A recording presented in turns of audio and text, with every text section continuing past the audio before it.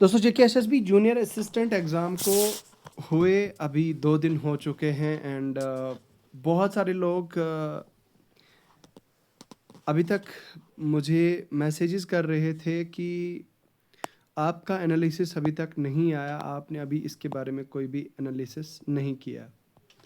तो यार एक शॉर्ट के ज़रिए से मैंने आपको ब्रीफ एक इंट्रोडक्शन दी थी कंप्यूटर साइंस के जो लेवल ऑफ क्वेश्चंस पूछे गए थे उसके बारे में।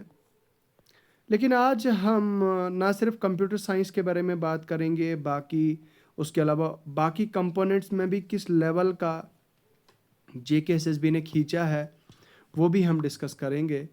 तो आप मेक श्योर करें कि अगर आप इस चैनल पे पहली बार आए हैं तो चैनल को सब्सक्राइब करें, राइट। और चैनल को सब्सक्राइब करने के साथ साथ इस Telegram channel the exam counsellor को ज्वाइन करें। टेलीग्राम चैनल का लिंक आपको वीडियो के डिस्क्रिप्शन में मिल जाएगा। सो यार सीधा डिस्कस करते हैं आज का ये पेपर और बगैर किसी फजूल डिस्कशन के अपनी बात पे आते हैं। देखो यार बात इस तरह से है, मैंने जैसे एक शॉर्ट वीडियो आप में से देखा होगा, बहुत सारे लोगों ने एक शॉर्ट वीडियो के ज़रिए से आप लोगों को बताया था कि इसमें बहुत सारे ऐसे क्वेश्चंस थे जो आपके यूजीसी नेट लेवल के थे, यूजीसी नेट लेवल के थे और गेट लेवल के थे, राइट। मेरी हेल्थ कुछ ख़राब है पिछले कुछ दिनों से और इस वजह से मैं वीडियो नहीं ला पाया, लेकिन आज मैंने थोड़ी हिम्मत जुटा ली और आई थॉट कि मैं वीडियो इस पे लेके आता हूँ। मैंने कोशिश की थी कि मैं वीडियो बोर्ड पे बनाऊँ, लेकिन हेल्थ ने इजाज़त नहीं दी, लेकिन मैं इंशाल्लाह ज़रूर उस पर वीडियो लाऊंगा। मैं बोर्ड पे आपके सामने अब काफ़ी टाइम हो चुका है and definitely I will come to you.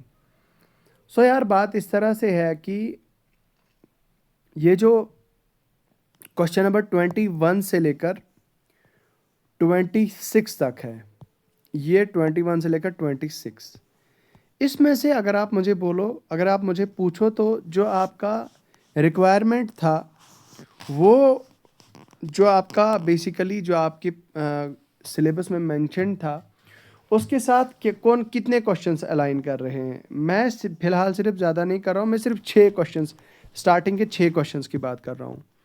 सबसे पहला जो क्वेश्चन है आपका, एक आ गया ये मेमोरी वाला, ठीक है, कंप्यूटर मेमोरी और डेटा स्टोरेज, ये हम मान सकते हैं कि भाई ठीक है, लेकिन स्टिल ये भी मॉडरेट टू टफ कैटेगरी का था। एक ये, उसके बाद दूसरा ये 26 वाला, ये हार्डवेयर क्या है और सिस्टम सॉफ्टवेयर है। There is nothing wrong in there was nothing wrong in these 2 questions, ठीक है मेरे हिसाब से। सिंस मैंने आप लोगों को बताया था कि I am a computer BTech computer science और मैं खुद इसमें से 20 आउट ऑफ 20 नहीं ले पाया, ठीक है। मैं खुद इनफैक्ट मैं तो 15 प्लस क्वेश्चंस नहीं कर पाया। चार से 5 ऐसे क्वेश्चंस थे जो मैंने स्किप कर दिए। तो मतलब 4 से 5 क्वेश्चन ऐसे थे जो मैंने बिल्कुल स्किप कर दिया और जो मैं बिल्कुल भी अटेम्प्ट नहीं कर पाया। सो यार आप अगर मोटा मोटा देखें तो क्वेश्चन नंबर 23 और 26 ये एक 2 क्वेश्चन है जो मुझे रिलेवेंट लगे as per the syllabus, right. उसके बाद है क्वेश्चन नंबर 28, ये भी इजी क्वेश्चन था, ये कोई भी कर सकता था, मतलब और ये सिलेबस बेस्ड था, ये भी इजी था, राइट। उसके बाद देन आपका एमएस वर्ड का क्वेश्चन था, ठीक है। एमएस वर्ड का ये भी मॉडरेट लेवल का था। अब क्योंकि आपकी जूनियर असिस्टेंट पोस्ट के लिए आप डिज़ायर्ड हो कि जूनियर असिस्टेंट पोस्ट का ये एग्ज़ाम था, तो इट वाज एक्सपेक्टेड कि हाँ भाई इस लेवल का क्वेश्चन एमएस वर्ड में, इट वाज एक्सपेक्टेड कि चलो ठीक है, मैं मानता हूँ कि ये भी जायज़ था, ठीक है, ये जायज़ था।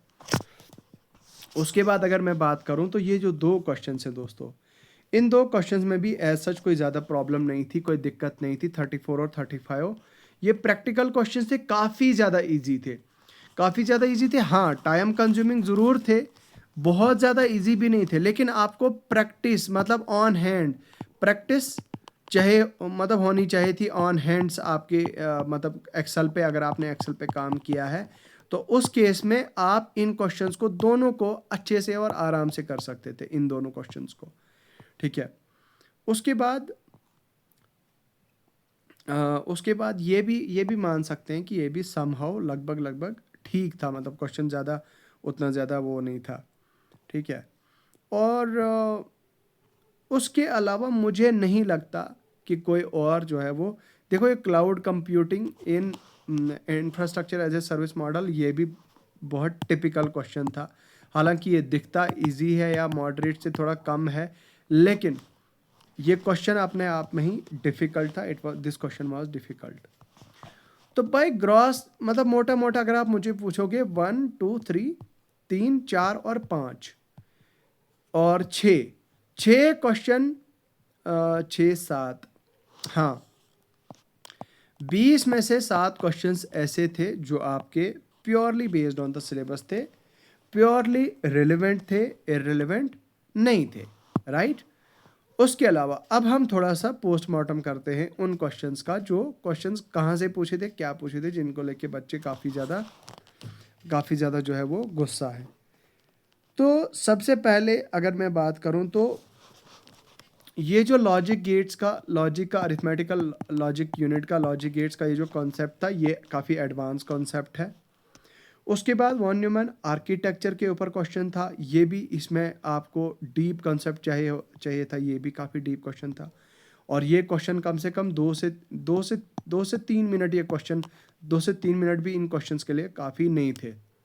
उसके बाद ये है आपका 24 क्वेश्चन नंबर, ये भी उतना ज़्यादा मतलब ना ज़्यादा डिफ़िकल्ट था ना ज़्यादा इजी था, ये भी मॉडरेट लेवल का क्वेश्चन था, ठीक है।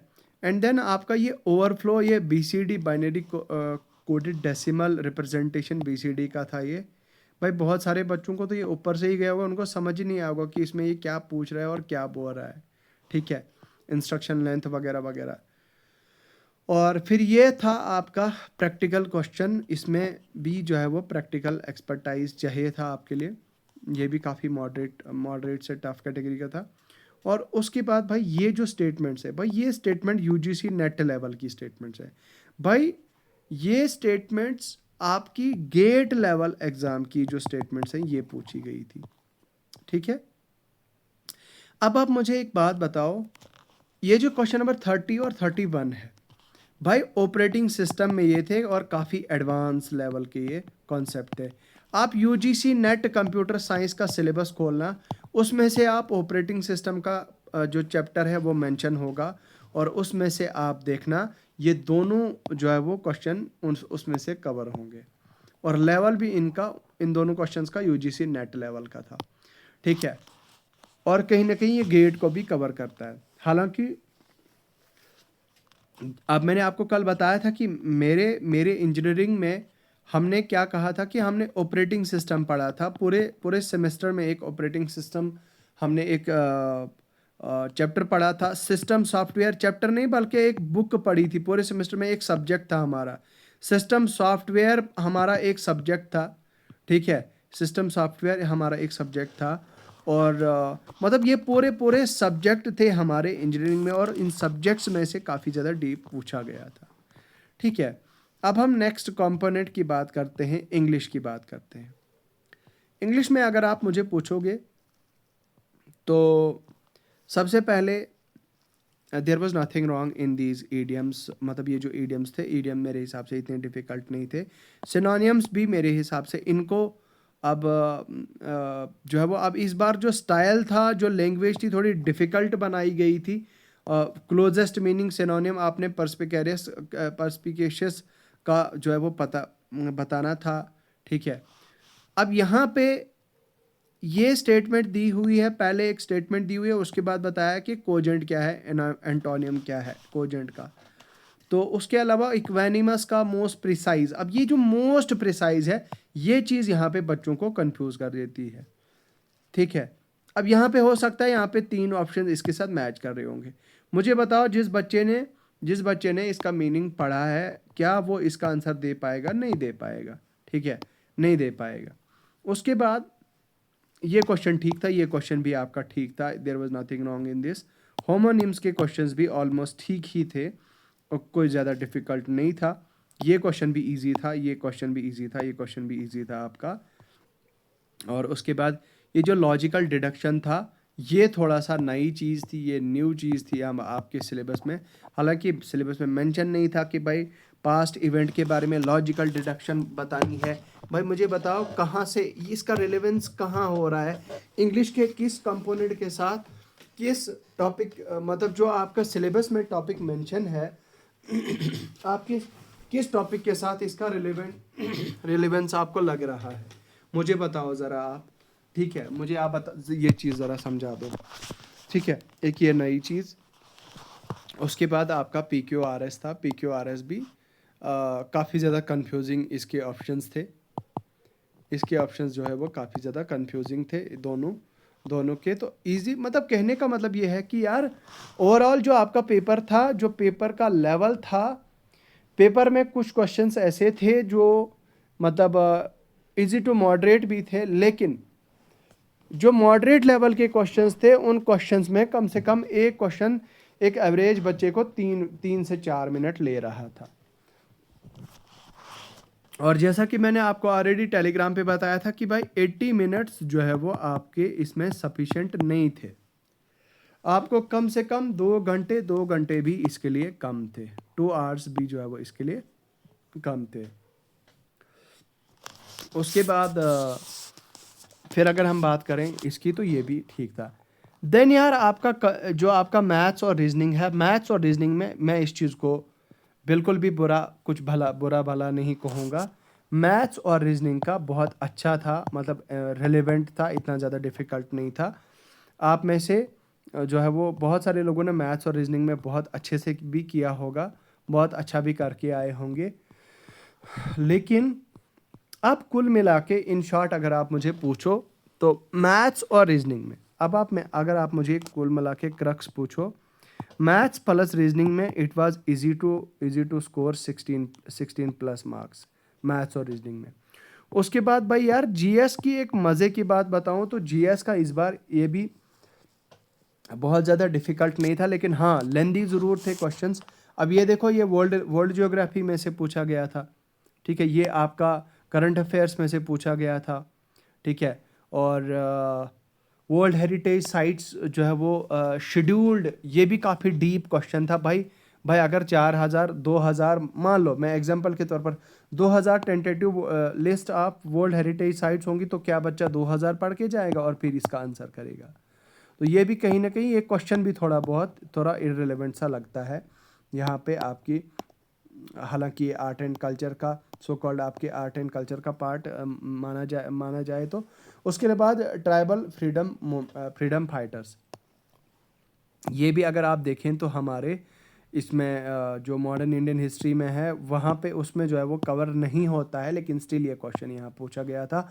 अच्छा, पूना पैक्ट, ये आपका इट वाज राइट, आपका ये आपका सही था क्वेश्चन, इसमें भी कोई गलत नहीं था, इसमें भी कोई बुरी बात नहीं थी। 10 डिग्री चैनल आपका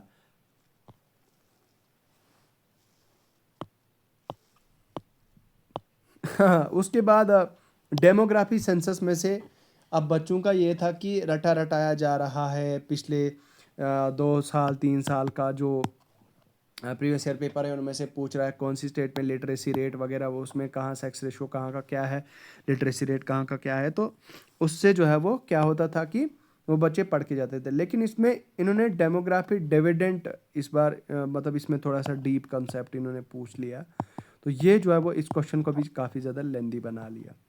तो उसके बाद है फिर लेक्स के बारे में, बर्ड सेंचुरीज़ के बारे में, और क्लाइमेट पे ये आपको पूछा गया था।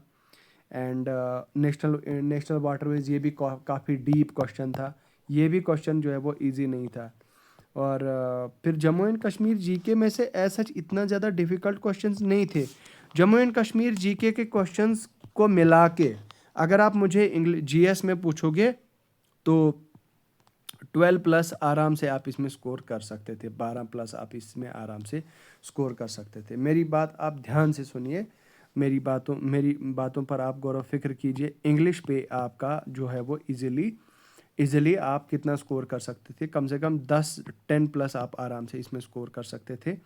और कंप्यूटर में कम से कम 7 जैसा कि मैंने आपको कहा 7 से 8 क्वेश्चन जो है वो इसमें थोड़ा काफ़ी रिलेवेंट लग रहे थे और इतने ज़्यादा डिफ़िकल्ट नहीं थे।